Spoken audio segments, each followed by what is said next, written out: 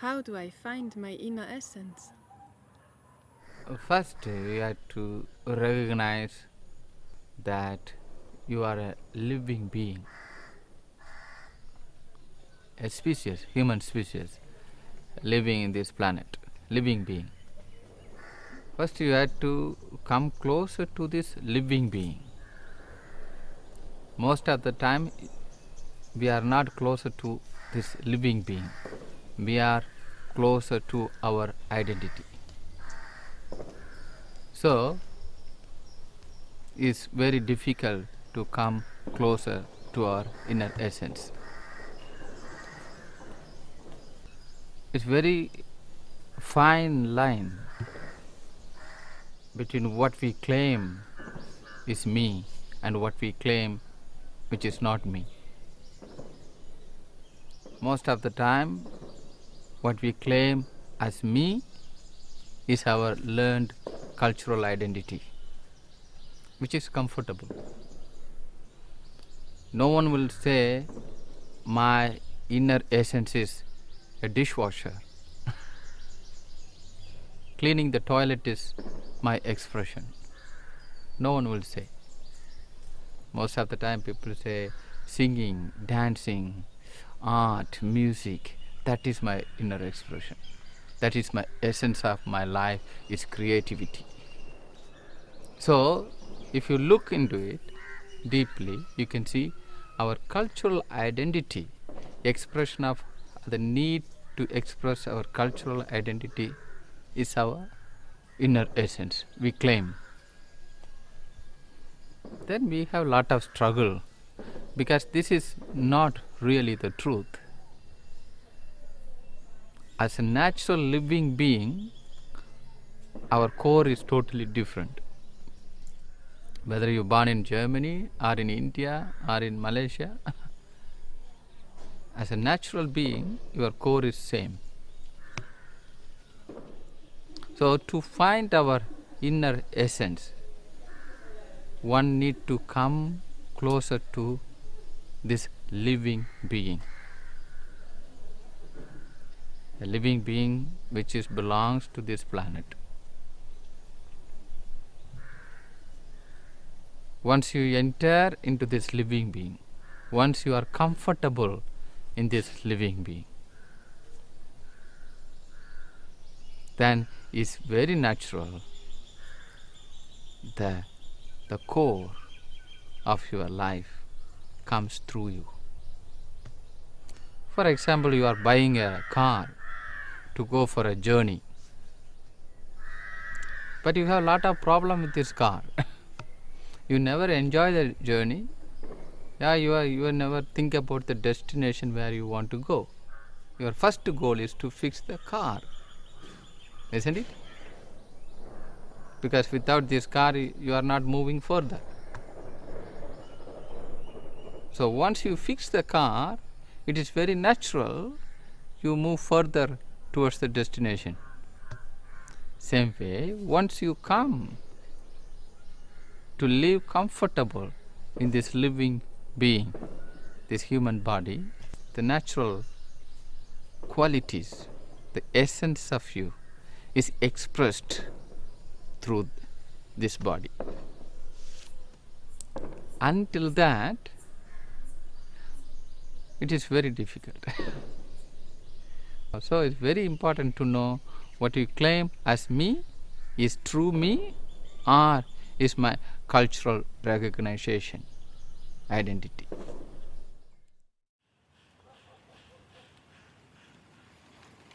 What would you say is the difference between the Eastern and Western world, and why is it important to teach and to share so much of your love to people from the West? Actually, I don't differentiate much for East and West. For me, inside of me, there's no any difference. This is East, this is West. I don't recognize myself as an Indian, so I don't see you as a German. When you identify yourself as a Christian, who is not Christian become opposite of you. See, as a Muslim or as a Hindu.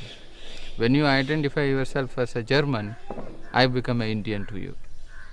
So, For my case, I don't identify myself as an Indian or as belongs to any religion, or even as a man I don't identify myself. Because if I identify myself as a man, you become a woman. See? So all these games I don't play. But you can see most of the devotees or most of the people who listen my teachings are mostly from Westerners. That's what you are asking. We have to see the world at this point. I don't see a Westerner or Easterner, but I see who is consuming more, whose life is creating more ecological footprints. That is my consideration. So here the people in India or in Africa or in South America, their ecological footprints may be less comparatively. They are very closer. Their impact, what they are creating, is comparatively little less. But in European countries or American countries, the impact is more. Individual, the lifestyle, the individualistic lifestyle or the way they look at the life, the impact is very high. To make this person, this individual person, to be happy, oh my God, we have to do really lot. That's reflected in the global level. Depletion of natural resources, wars, poverty. So it creates a lot of ripples. This teaching is also more on eco-spirituality.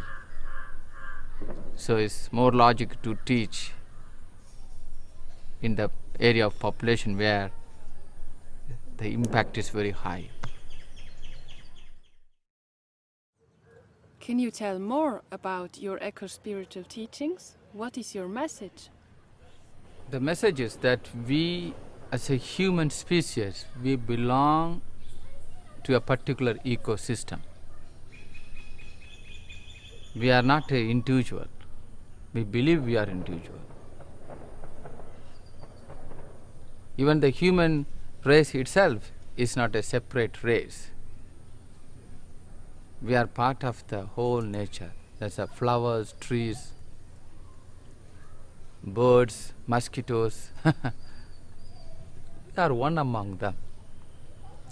Without this, there is no any life in this planet. It's not computers or all these technologies make this life. It's more than that. The true life is the life with what is created in this planet, what is already here naturally. I born, then I experience. In this experience, I bloom and I create, so that I participate in the evolution. The natural order is continued. Instead of that, I born, I just participate in the cultural or political or industrial structures, and I maintain my whole life through that, and I climb the ladder in this hierarchy. I miss the whole living experience. Ecology is not about cultivating organic carrots or potatoes or using windmills and solar power. That is shallow ecology. It is not deep enough.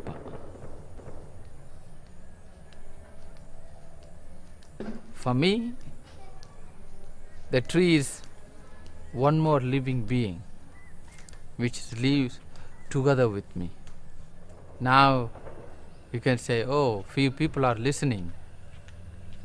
But I say this tree is also listening. So my relationship between all this being, when I am able to develop that relationship, my life becomes so rich. Because mostly our enemies are humans, our competitors are humans, our friends are humans. All the technology what we are making is also humans. Everything is all about humans.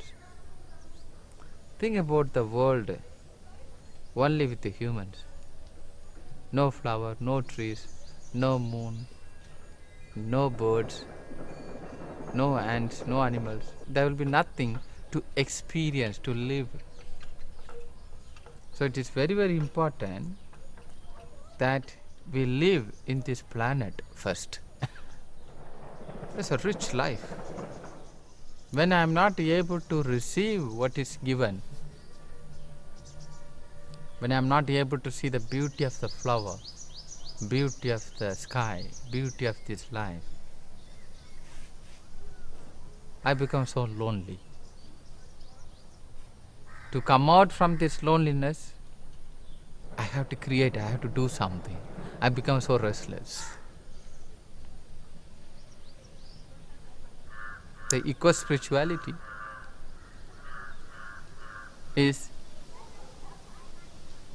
developing this contact or reconnecting one to its own home. Mother Earth is so beautiful, but we don't have the contact with this. So the teaching is, the message is to going home, to reconnecting, developing this contact, regaining this contact, so that we all can live together happily.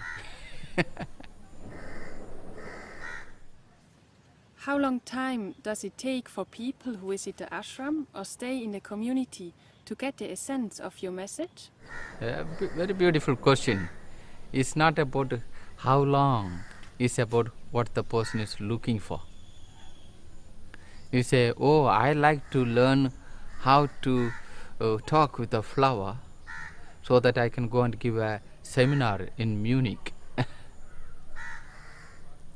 Definitely you'll never find the way to talk with the flower, because your desire is not to live with the flower, but your desire is to talk about the flower.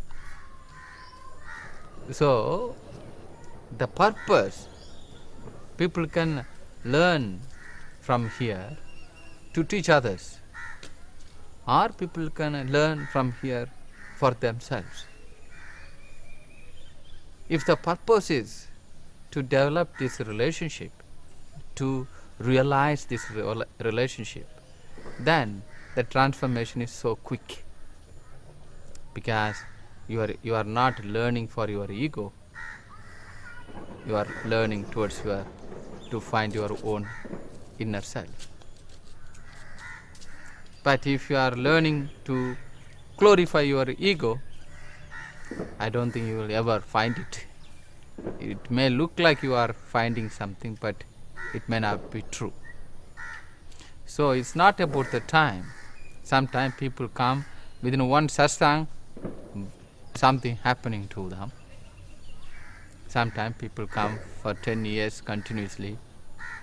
They like it, they are inspiring, but not necessarily they are able to enter into the core of the experience, what I am talking about.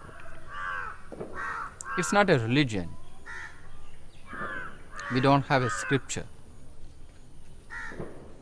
We have only this dance of the cosmic creations everywhere.